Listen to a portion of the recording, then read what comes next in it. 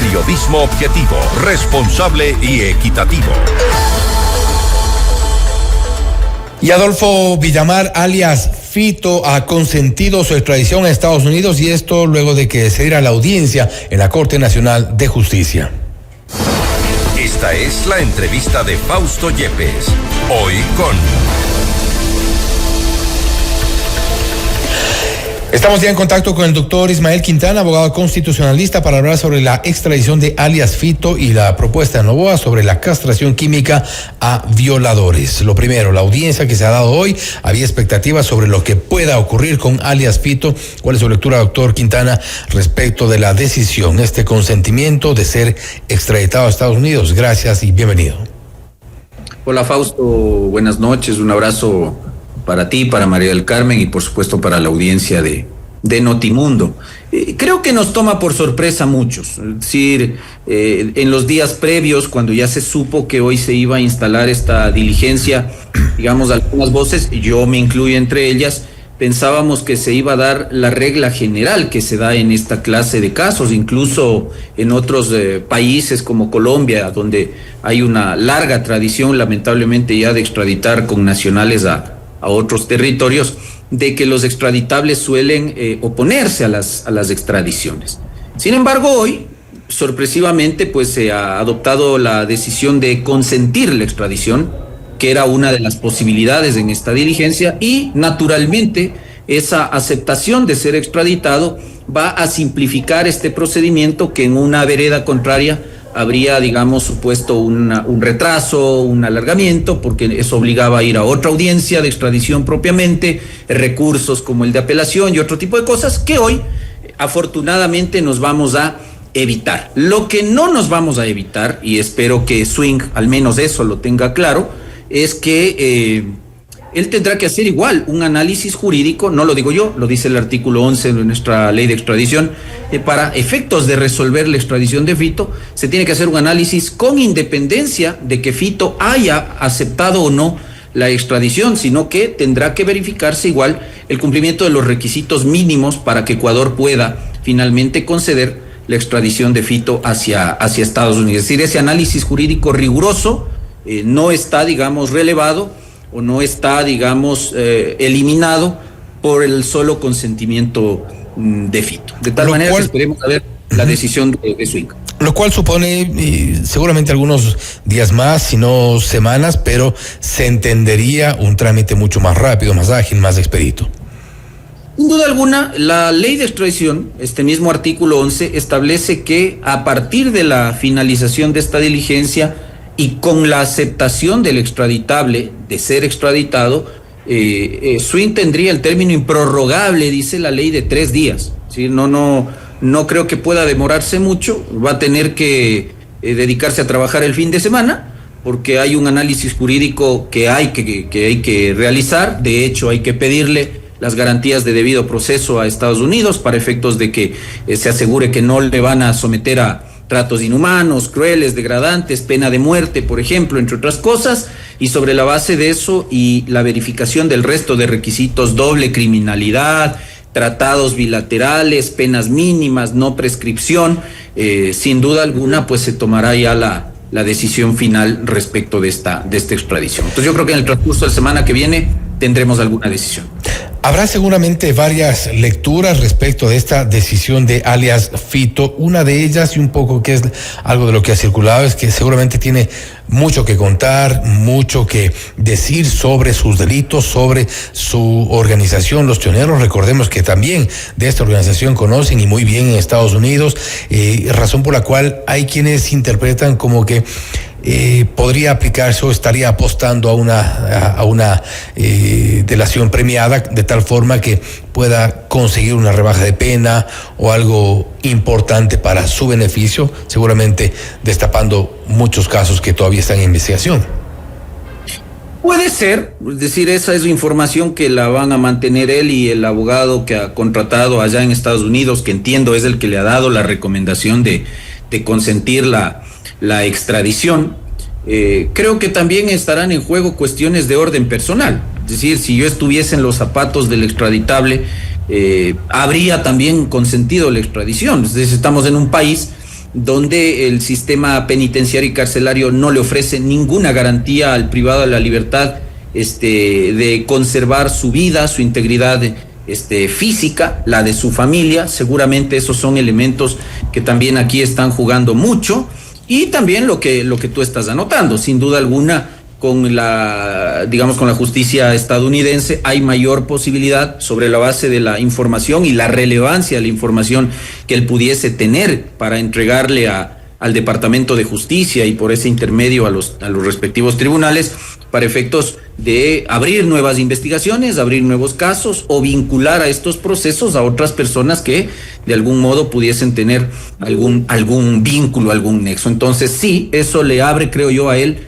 el panorama de poder rebajarse en algún momento las penas que pudiese recibir allá, a diferencia de lo que pasa acá. Acá él tenía ya una acumulación de penas que llegaba a los 34 años, tenía abierto el proceso penal por delito de evasión, fruto de su última fuga, y eso le iba a aumentar años de cárcel hasta llegar al máximo, que pueden ser los 40. Entonces creo yo que esas cosas, y dada la experiencia que tiene el abogado, que se especializa además en estos temas, leía yo en su página web, me metí a curiosear a ver qué ha defendido el abogado, y claro, él pone ahí los casos que ha defendido, y hay uno de estos casos de narcotráfico, de extradición, en donde igual él logra la extradición de su cliente, no me acuerdo cuál, a Estados Unidos, y de una condena que en principio era de 80 años, la terminan rebajando en principio a 50 y finalmente terminó pagando 10 años de cárcel. Entonces supongo que esos son,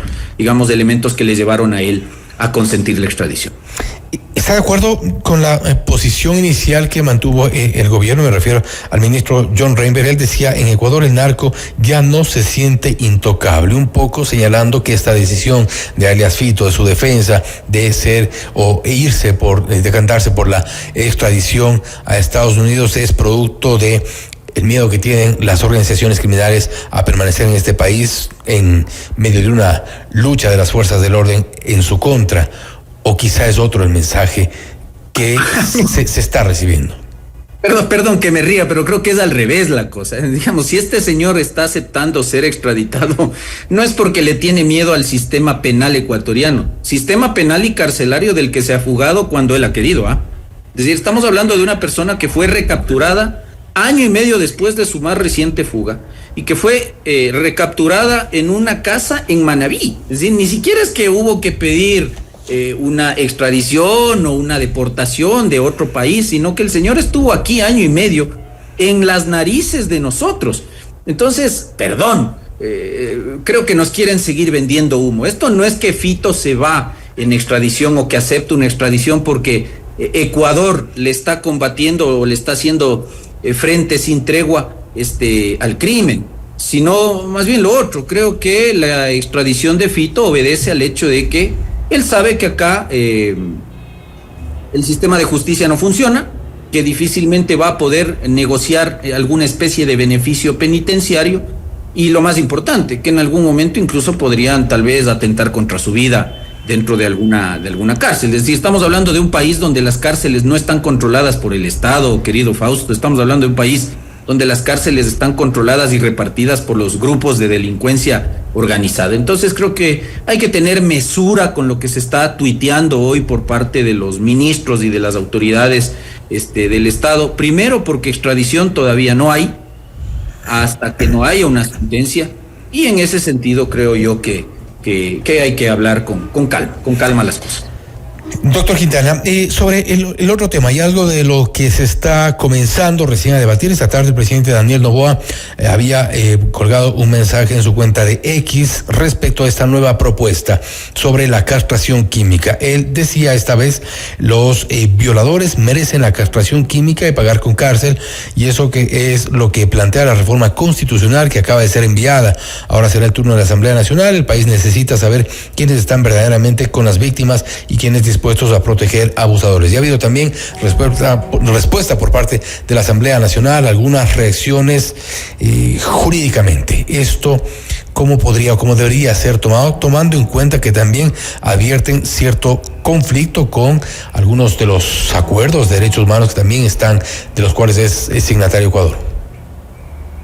A ver, yo en principio estoy de acuerdo con la propuesta, se lo debo decir. No creo que la castración química, y algún médico seguramente nos podrá explicar, este tema trasciende al campo del derecho y creo que hay que debatirlo también desde el plano de la medicina. Algo investigaba yo esta tarde sobre el tema de la castración médica. Entiendo que no supone la amputación de ningún órgano del cuerpo humano, que es un procedimiento químico médico reversible. Entonces, si es que lo vemos desde esa arista, yo no creo que suponga un conflicto con la Constitución, en el sentido de que, usted sabe, la Constitución en el artículo 66, número 3, prohíbe el sometimiento a penas o tratos inhumanos, crueles y degradantes, además de la pena de muerte. Pero lo que tenemos claro es que en Ecuador está proscrita la pena de muerte, pero no está proscrita este tipo de penas, ¿no? Digamos, que tienen que ver ya con algún aspecto de carácter físico. Entonces, yo no veo conflicto con la Constitución.